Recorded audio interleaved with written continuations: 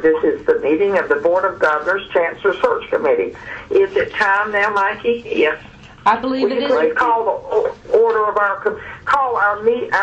committee to order the attendance, and then the Board of Governors, other members too, please. Yes, ma'am. Dr. Chopra?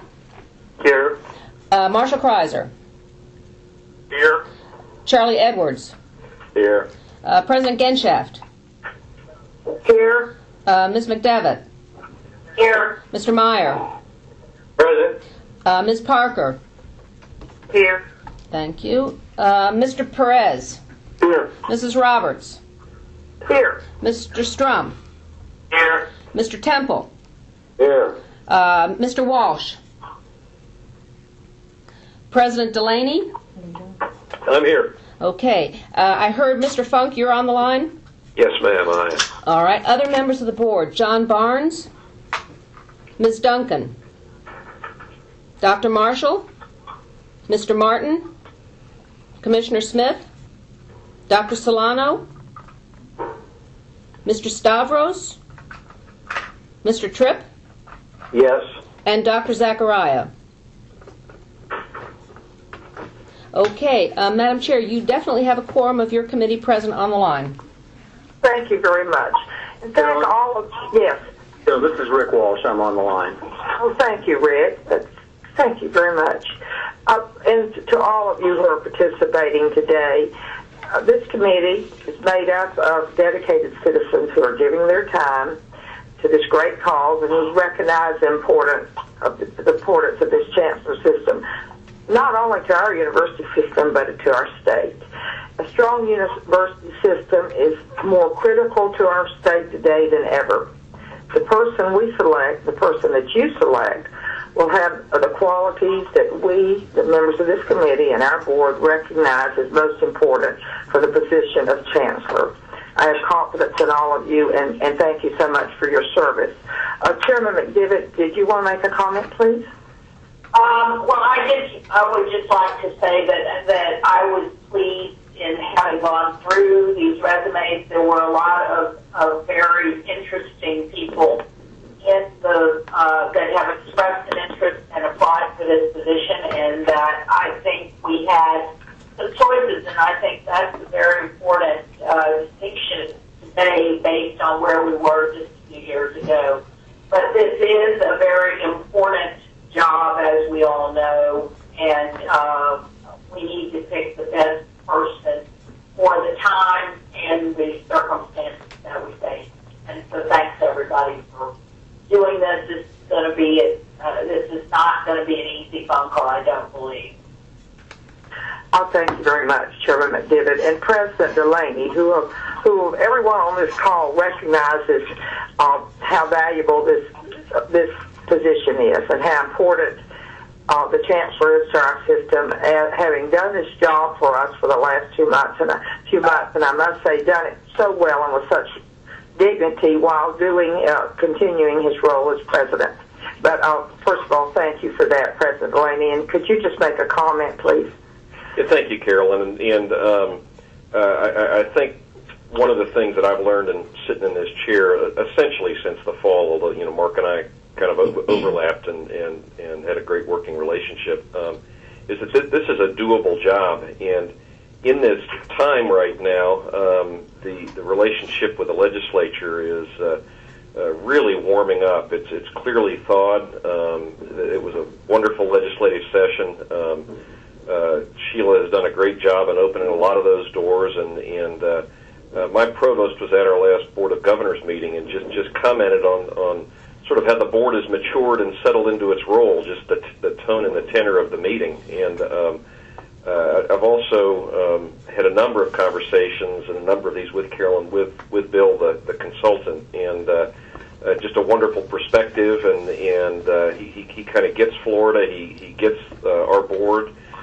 He gets where the board would like to go, and I think has done a wonderful job of sorting through applicants with a diversity of backgrounds. And one of the articles one of the newspapers interviewed me last week, and I think it's a wonderful time for a new chancellor to come in. There's just so many things that are starting to line up very, very well for the university system, and I think whoever is selected is really going to have a great ride for the next few years and develop a great relationship with the legislature and help us to really uplift the whole system.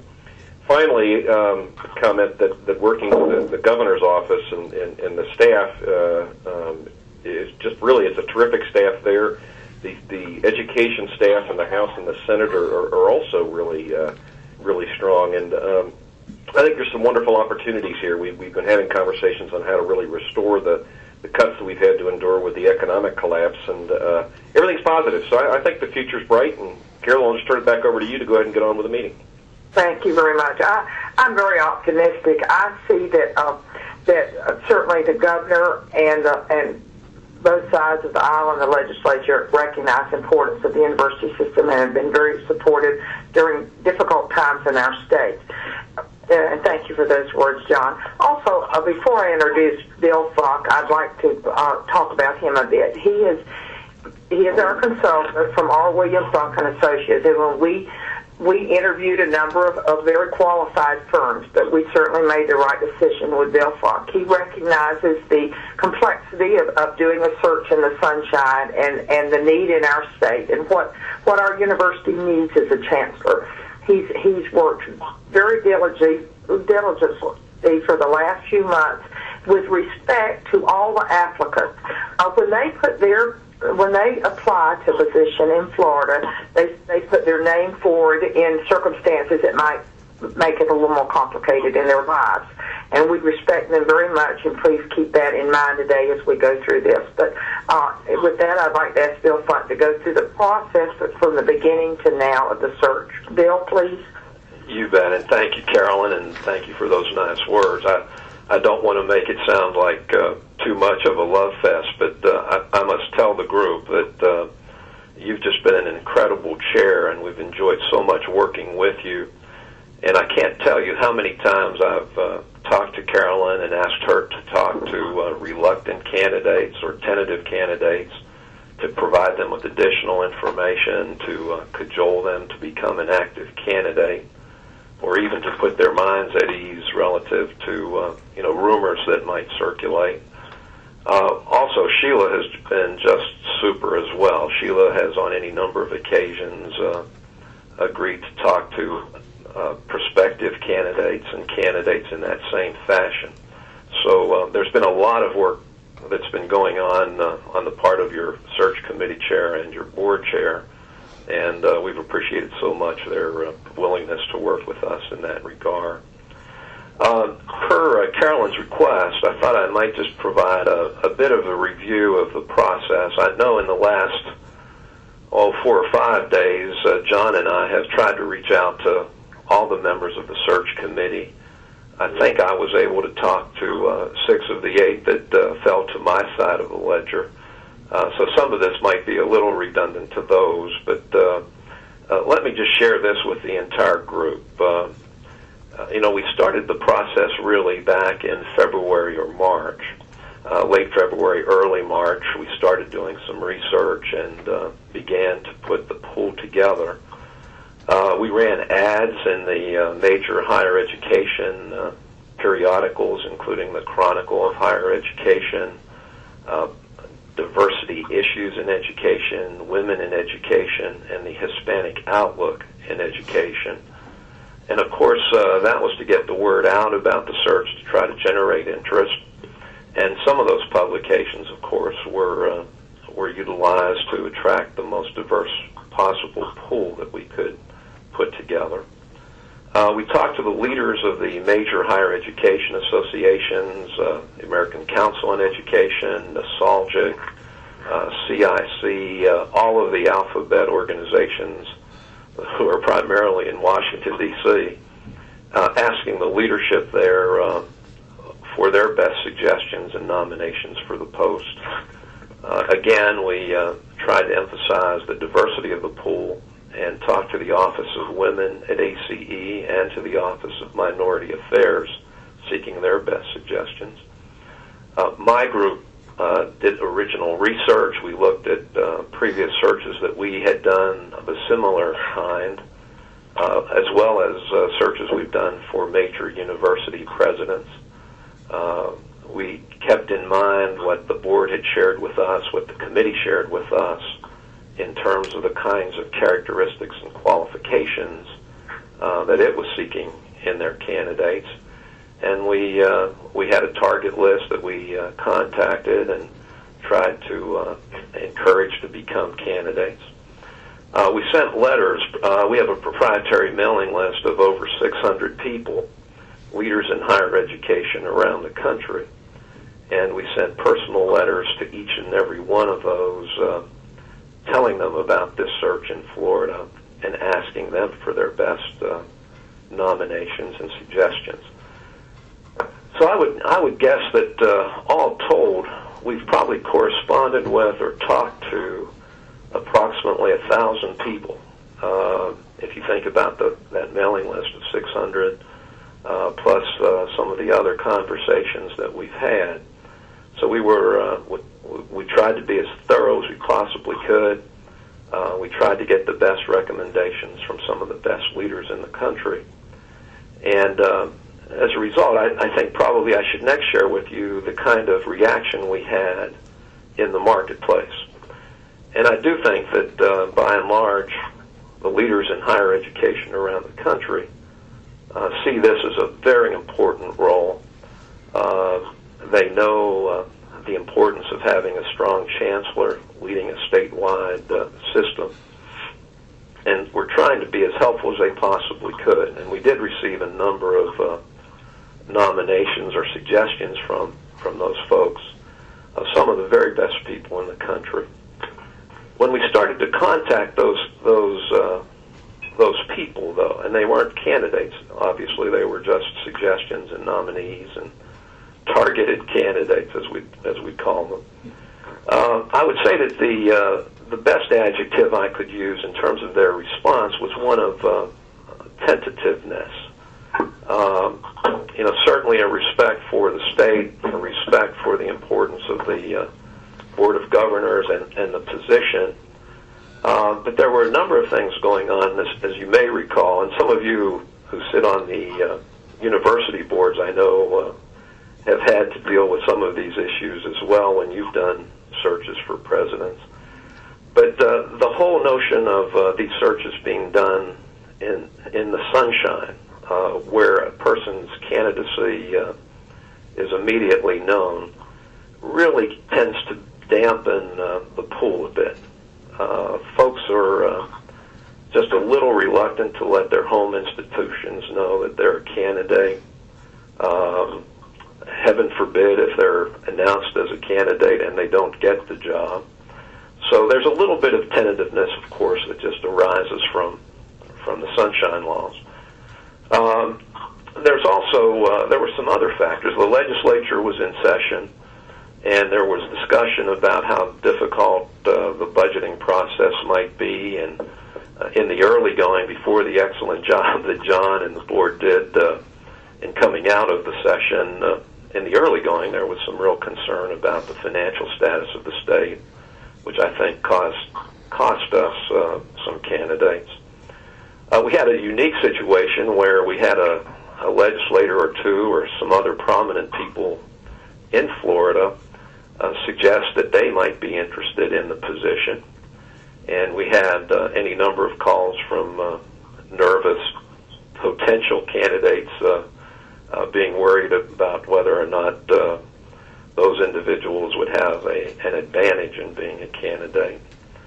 And then, of course, there was just a general concern on the part of some. I wouldn't put a lot of weight on this, but there are some of those candidates who could never quite understand the governance structure. They were not sure where the authority sometimes would begin or end between the individual boards of the universities and the statewide board. And we did our best, and Carolyn and Sheila and I both tried to share information that would alleviate those concerns. But those were some of the things that I think we found ourselves talking to candidates about. But nonetheless, we think we, at the end of the day, and you notice that there were some candidates who came in rather late in the process, and those were the ones I would tell you that probably required more convincing and the like. But that's just the way these searches seem to unfold when we're working in the sunshine. But having said all of that, we ended up with a pool of approximately 13 candidates. The great majority of those were individuals who responded to the ad. There were probably a handful, though, who responded to some of these other techniques that we employed to attract them. And at the appropriate time, and Carolyn, when you want me to talk about that pool in greater detail, I'd be pleased to do so. But are there any questions I can respond to? Are there any questions before we actually move into the discussion about the pool of candidates? All right, Bill, if you'll proceed. 13 candidates. Now, one of these candidates, and it's Larry Lemansky. I don't want to confuse the committee. We forwarded his materials to the committee members. But it came to our attention here about a week ago that Larry was named the new provost of Texas A&M at Commerce. He had not indicated, he'd not called us to withdraw or told us he would withdraw. We called him. We confirmed this through press releases. We saw it both Texas A&M and Temple University, his previous institution. But he did not call us back. So we suspect that he's not really a candidate at this point, having just in May, late May, accepted a position as provost of Texas A&M Commerce Campus. So we may have just 12 candidates, actually. I think rather than talking about each candidate, maybe I can give you a sense of the pool and some of those who seem, at least, and by the way, this is the committee that will decide who gets interviewed. I certainly can give you some thoughts about who I think seem to match up with the criteria that was established.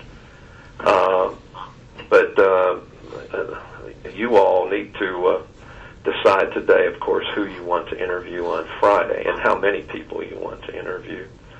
Bill, and I think as you move through this, and if the committee would like to change this, but as I've talked to Bill, and we've gone through this a number of times, I've asked at the end of this portion of his presentation that he recommend, after talking to those of you in the committee and his research, the candidates that he feels comfortable recommending for us to interview on Friday.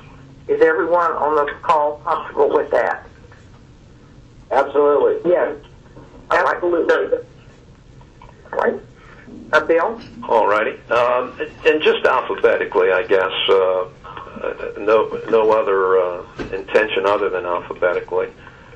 Certainly Frank Brogan, currently the president at Florida Atlantic University, former lieutenant governor, former statewide responsibility for another dimension of education, would seem to me to be someone who certainly would be eminently well qualified, has had significant, if you will, line management responsibility. He understands the political dimensions of Florida, how the legislature works. I think it's clear that Frank would be an excellent candidate. Again, alphabetically, Rod Chu, C-H-U. Rod is a former Chancellor of the Ohio Board of Regents. Rod was well respected in that role, did an excellent job in that role. Still has the title, I believe, of Chancellor Emeritus in Ohio. And he also served an interim stint as president of the Education Commission of the States, which has an excellent reputation for forwarding the cause of higher education. I think Rod Chu certainly knows how statewide chancellors operate, how to deal with legislatures and the governor's office. understands higher education, and would bring a world of experience to that role. A third person, I think, that merits some consideration is Tom Snyder. Tom is currently the president of the nation's largest statewide community college system, which is located in Indiana. It's called Ivy Tech Community College. Tom has been in that role several years, has done a really fine job working with the Indiana legislature and executive branch. A very innovative, a creative individual who was previously the president of Delco Remy, the General Motors battery subsidiary. He left there long before General Motors had its very much discussed demise.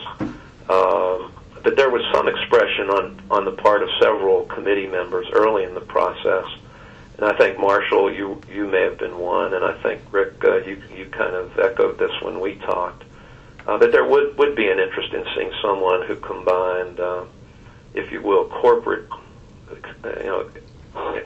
important line experience in a corporate situation, who also might have an understanding of higher education. And I thought Tom Snyder would fit very nicely in that, from that perspective. He's bright, he's sharp, he's peppered Sheila and Carolyn individually with a number of questions, and we've all been impressed with his ability to articulate a vision for higher education.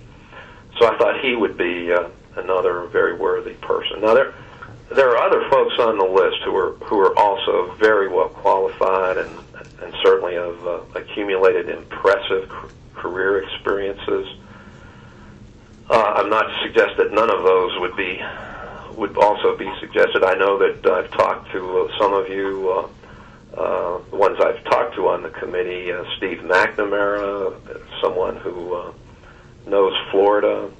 I thought that Larry Lemansky, until we found out he was going to Texas A&M, could have been someone that we would consider. Some really fine people, Jesse Balsero, and really Richard Berman, the president of Manhattanville. These are all excellent folks, but I think perhaps those first several that I mentioned, but it's a question of how many people you'd like to interview and which ones of these seem to resonate with your own evaluations. Thank you very much, Bill. Questions, comments, discussion from the committee? Madam Chair. Hello, Charlie. I could not agree more with Bill Funk. I would move that we invite in alphabetical order Frank Brogan, Roderick Chu, and Thomas Snyder. There are a lot of good people here, but to me those three stood out well above the balance of the pool, and it gives us some different backgrounds for each of the three as well. This is John Temple. I second it. Thank you very much. We have a motion and a second. Is there other comments or discussion, please? This is Shane. I believe these are all qualified candidates. I believe they have the background to help move our universities forward as economic engines, and I would go with the motion. Madam Chair, Chico Perez, I'd like to talk about Steve McNamara for a moment and get a little bit more insight there. I know he's got a pretty good history. I think it might merit a conversation about including him in that pool for the interview. A comment from the committee? Madam Chair, this is AJ. I could not agree more with Governor Perez on that comment. I think that he does, from his resume and what I've been reading about him, merit the opportunity for this committee to interview him on Friday. Other members of the committee? Madam Chair, this is Manoj Chopra. I am replacing Judy Solano, and I thank you for the opportunity. I would second or third what Tico just said. I think Dr. McNamara has a very strong resume and does deserve our further evaluation. Okay, there is a motion on the table, and there's comments to add a third person. Are there other comments from this committee, or do we move forward with the motion? I'd like input from the committee, please. Madam Chair, I would move to amend the motion to 4 people and add Steve McNamara to the pool. Okay. Madam Chair, this is Charlie Edwards again. I've known Steve a long time. He's a fine fella, and if there's at least three on the board who would like him included, I would certainly agree with that. And it's John Temple, and I'll agree with that too as a second. Okay. Okay, we have an amended motion that would include Frank Brogan, Rod Chu, Tom Snyder, and Steve McNamara to be interviewed on Friday. We have a motion and a second. Any further discussion? Questions? Excuse me. I couldn't hear that. I can't hear. Okay. I'll call the question, Madam Chair. All right. Did everybody understand the question? Could you not hear me? We have a motion and a second. All right. Okay.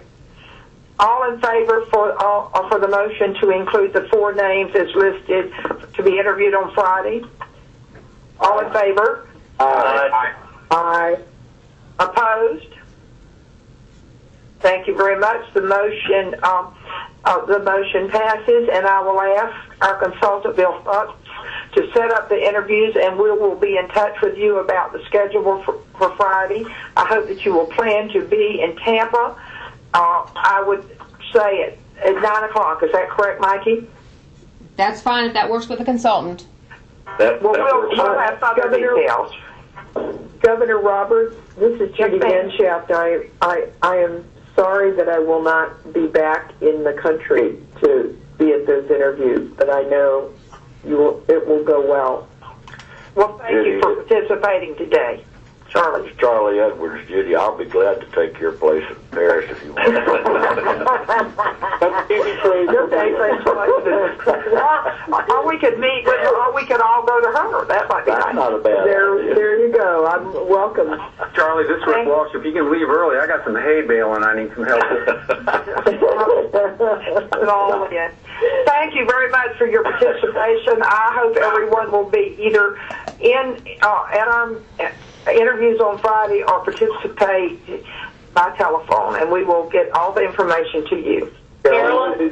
Carolyn? Yeah, this is John Temple. Can I make a comment?